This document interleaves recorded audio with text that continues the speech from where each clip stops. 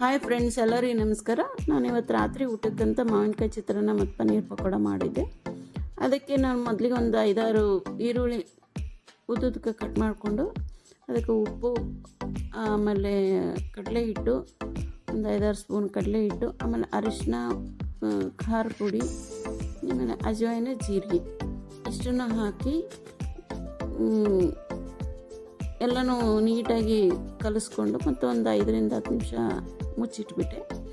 ಇದಕ್ಕೆ ಮತ್ತು ಈ ಕಡೆ ಇನ್ನೊಂದು ಸೈಡ್ ಒಂದು 4-5 ಮೆಣಸಿನ್ಕಾಯಿ, ಆಮೇಲೆ ಪನ್ನೀರು ತುರಿದು ಒಂದು 200 ಗ್ರಾಮಷ್ಟು ಪನ್ನೀರ್ ತೊಗೊಂಡಿರೋದು ನಾನು. ಇವಾಗ ಮೊದಲಿಗೆ ಕಲಸಿಟ್ಟಿತ್ತಲ್ಲ, ಅದಕ್ಕೆ ನಾನು ಸ್ವಲ್ಪ ಎಷ್ಟು ಬೇಕು ಸ್ವಲ್ಪ ಸೋಡಾ, ಆಮೇಲೆ 1ರಿಂದ 2 ಸ್ಪೂನ್ ಎಣ್ಣೆ ಹಾಕ್ಕೊಂಡು ಕಲಿಸ್ತಾ ಇದ್ದೀನಿ. ಇದು ನಾನು ಡೀಪ್ ಫ್ರೈ ಮಾಡ್ತಾ ಇಲ್ಲ, ಇದು ಏರ್ ಫ್ರೈಯಲ್ಲಿ ಫ್ರೈ ಮಾಡೋದ್ರಿಂದ ಹಿಟ್ಟಿಗೆ ನಾನು ಸ್ವಲ್ಪನೇ ಎಣ್ಣೆ ಹಾಕಿ ಮಿಕ್ಸ್ ಮಾಡ್ತೀನಿ. ಇವಾಗ ನಾ ಪನ್ನೀರು ಮೆಣಸಿನ್ಕಾಯಿ ತುರಿದಿಟ್ಟಿತ್ತಲ್ಲ ಅದನ್ನು ಹಾಕಿ ನೀಟಾಗಿ ಕಲಿಸ್ತಿರೋದು. ಇದನ್ನು ನಾನು ಕೈಲೇ ಕಲಿಸಿರೋದು. ಪಕೋಡ ಬಜ್ಜಿ ಅಂದರೆ ಕೈಲಿ ಕಲಿಸಿ ಹಾಕಿದ್ರೆ ಮಜಾ ಅದು. ಅದನ್ನು ಒಂದು ಏರ್ ಫ್ರೈಯರ್ ಬಾಸ್ಕೆಟ್ ತೊಗೊಂಡು ಏರ್ ಫ್ರೈಯರ್ ಬಟರ್ ಪೇಪರಲ್ಲಿ ಚಿಕ್ಕದಾಗಿ ಪಕೋಡ ಹಾಕಿರೋದು.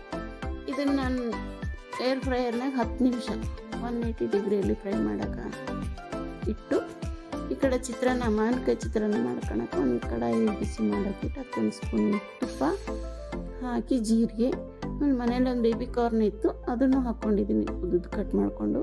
ಅದು ಇದ್ದರೆ ಹಾಕ್ಬೋದು, ಇಲ್ಲಾಂದರೆ ಇಲ್ಲ. ಅದಕ್ಕೆ ಮೆಣಸಿನ್ಕಾಯಿ ಈರುಳ್ಳಿ ಹಾಕಿ ಫ್ರೈ ಮಾಡೋದು.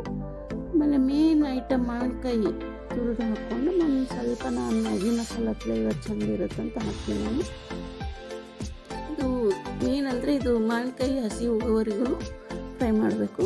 ಆಮೇಲೆ ಉಪ್ಪು ಹಾಕಿ ನಮಗೆ ಎಷ್ಟು ಬೇಕಷ್ಟು ಉಪ್ಪು ಹಾಕ್ಕೊಂಡು ಅನ್ನ ಹಾಕಿ ಮಿಕ್ಸ್ ಮಾಡಿ ಕಲಿಸ್ಬಿಟ್ರೆ ಮಾವಿನಕಾಯಿ ಚಿತ್ರಾನ್ನ ರೆಡಿ.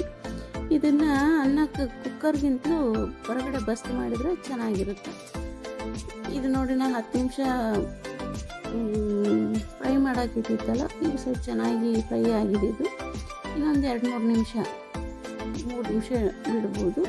ಈ ಸೈಡನ್ನು ಫ್ರೈ ಮಾಡಿಬಿಟ್ರೆ ಭಾಳ ಹಗೂರು ಆಗಿರ್ತಕ್ಕಂಥ ಪನ್ನೀರ್ ಪಕೋಡ ರೆಡಿ ಆಗ್ತವೆ. ಇದು ಎಣ್ಣೆ ಜಾಸ್ತಿ ಇಟ್ಕೊಂಡಿರೋಂಗಿಲ್ಲ, ಹಿಂಗಾಗಿ ಹೆಲ್ತಿ ಒಳ್ಳೇದು ಅಂತ ಹೇಳ್ಬೋದು. ಸಿಂಪಲ್ಲಾಗಿ ಇದೆ. Thank you.